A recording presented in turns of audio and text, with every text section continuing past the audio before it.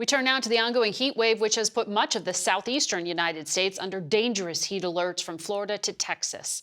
San Antonio has set a record high heat index this month, and its mayor, Ron Nirenberg, joins us with more. Good morning to you, Mr. Mayor.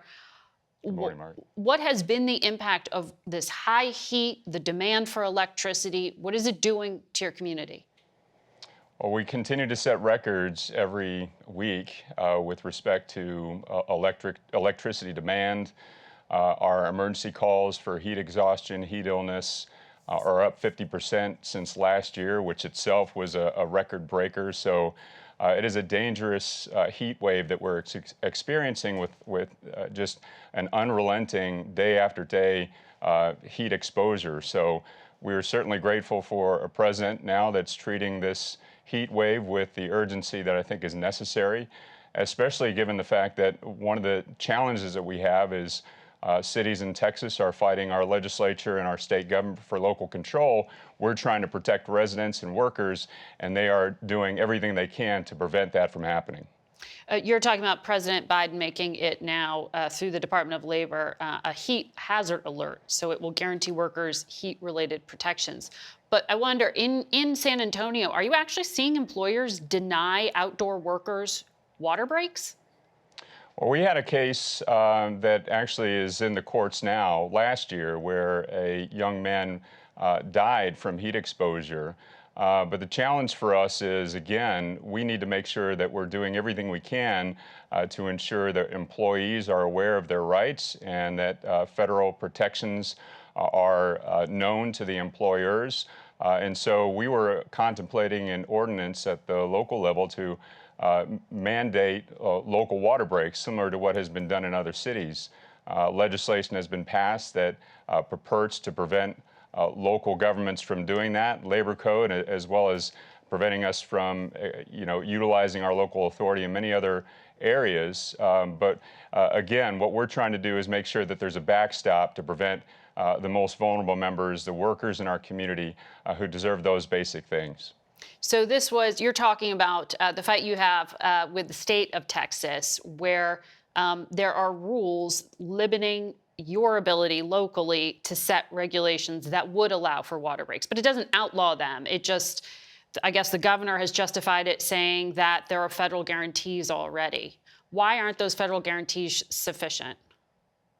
Well, what the announcement from President Biden will do is make sure that employers and employees know their rights, that there are protections in place, also to ramp up enforcement activities through OSHA.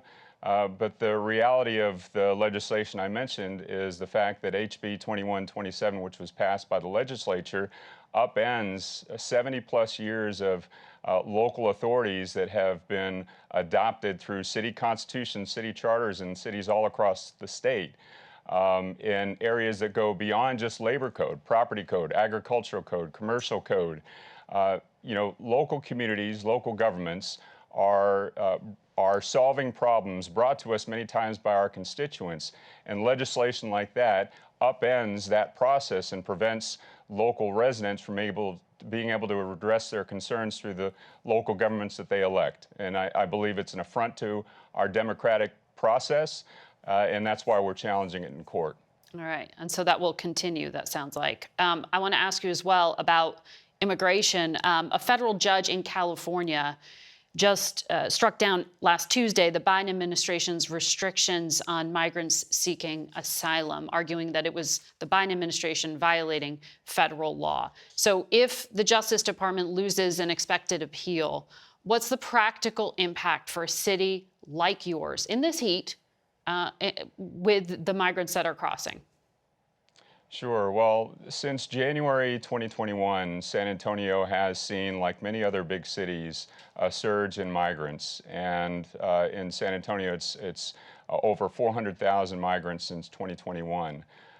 While we don't have authority to reform the immigration policies in America, what we are doing is treating people with compassion. And so we have worked with the Biden administration, with the Department of Homeland Security, to be able to fund a migrant resource center where we help folks who are coming through our city on their way to their sponsor families or to the next destination as they wait for their asylum hearings.